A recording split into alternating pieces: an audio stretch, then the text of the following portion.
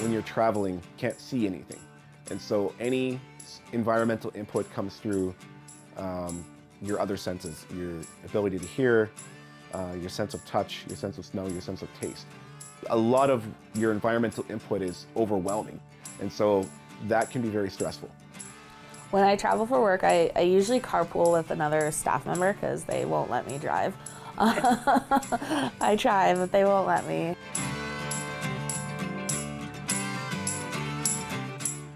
What is it like getting around Edmonton with a guide dog? A lot of the residential areas in Edmonton, they don't enforce snow removal, I find, and so it makes it harder for walking. There's not as much snow here as there would be in southern Ontario, so I do enjoy that.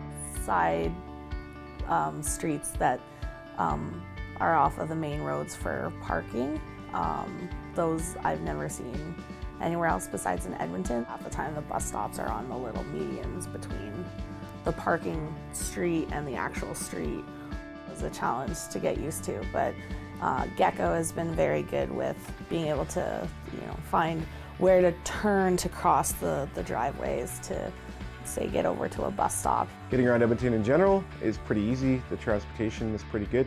Busing and LRT system is pretty decent, quite accessible. The buses all have, I call them talking buses, so it speaks the stops.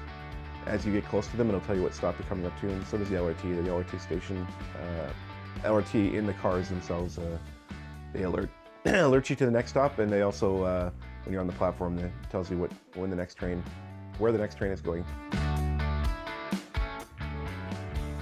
Next train, Health Sciences Jubilee. With my dog being from California, one of the things I get asked all the time is, how does your dog travel in the snow? How does he deal with winter? And my joke is that he usually regrets his life choices in the winter time, but he does very, very well with navigating in the winter. He protests wearing boots in his coat, but he does work with them. He's just a lot slower. How do the guide dogs know when to cross the street? Simply put, the dogs don't know when to cross the streets. That is on us. So we rely on what the traffic is doing. Rely on the traffic beside you. If the traffic is moving steadily through an intersection, chances are you can go as well. If the traffic is moving across in front of you, don't step on that curb or you might become pizza. The handler will decide when they feel it is safe to cross the road. They will instruct the dog to cross the road.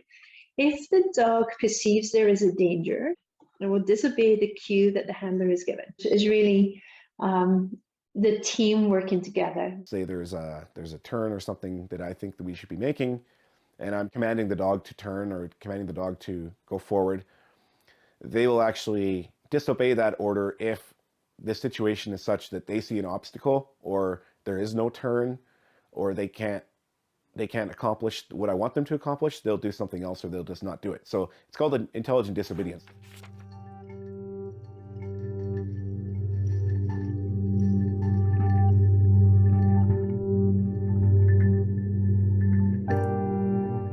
It's all ice and snow. Gecko is guiding me, and I was walking down the middle of the alley because that's the best path. I was getting honked at by a car to move, and I didn't because I was doing what I had been trained to do, which is follow my dog. So the person decided that they would push their way past me, and they struck me on the right side from behind and drove off. So I do have a permanent hip and knee injury that causes discomfort and pain when I'm sitting or standing or walking for too long. Gecko was not hurt because I was hit on my right side. Our office building has outside security cameras, so they were able to find the driver and they were issued a hit and run ticket. Hi, my name's Nancy. I'm just wondering, what happens if there's a lineup? How do the dogs react? When you go in the grocery store, or if you want to go in the bank or somewhere where you've got a lineup, people wonder, does the dog kind of scoot to the end? How does it know where to get into the lineup? The handler can ask for assistance when they get into the store. But again, it's a team working together. Jenny has no manners. She'd cut in line. But seriously, some dogs are better at picking up cues and lines than others, particularly as they get more experience with it. Most of the time, we will ask questions.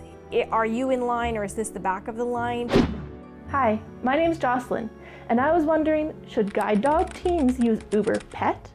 Uber Pet is designed for people who are traveling with their pets. A guide dog is not a pet. A guide dog is a highly trained and highly qualified animal that has been specifically trained to guide a person who's blind or partially sighted.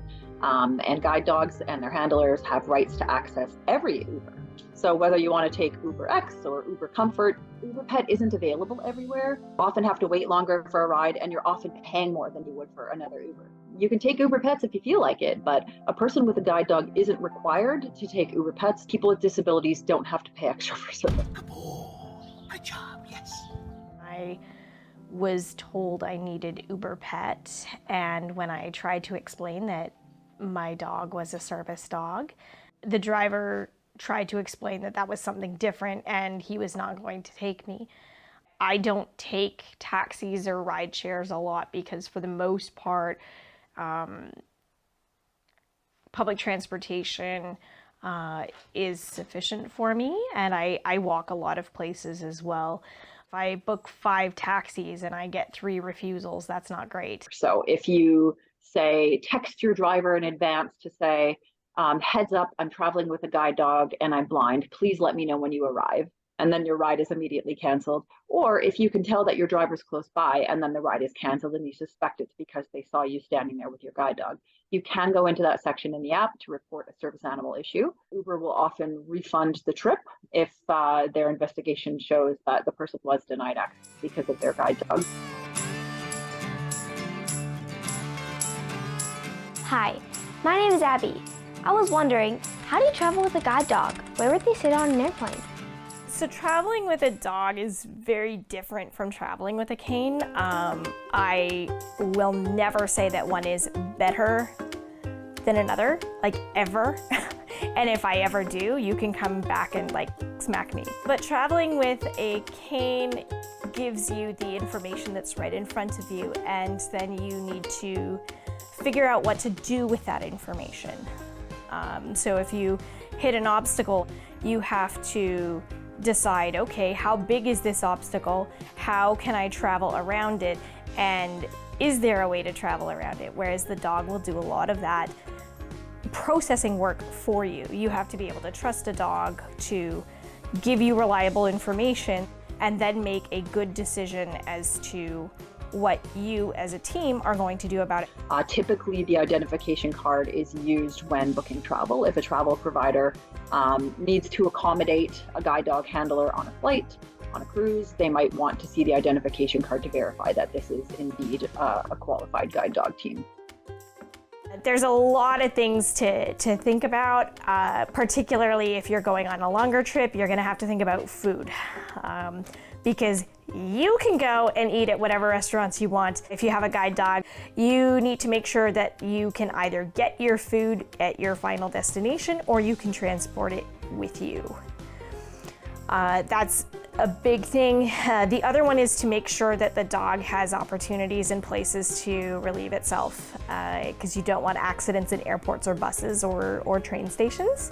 There's information available on the CNIB Guide Dogs website about traveling with your guide dog. If you're traveling outside the country, you need to understand the requirements of your destination country. So depending where you're traveling to, you may need to prepare as far as 6 months in advance. You can reach out to the Canadian Food Inspection Agency.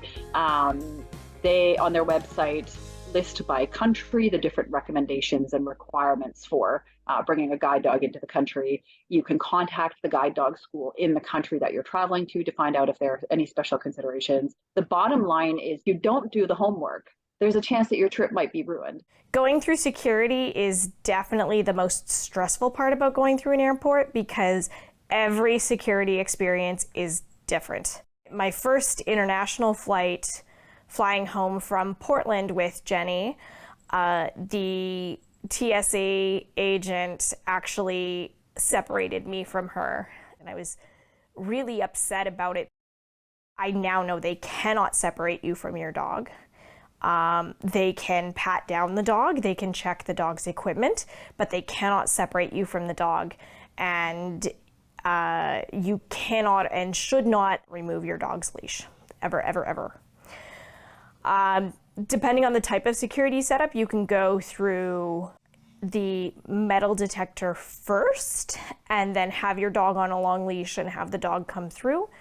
Some security will do a visual inspection of the dog. I think the biggest tip is just to be very calm. I think the calmer you are, the better experience everyone's going to have.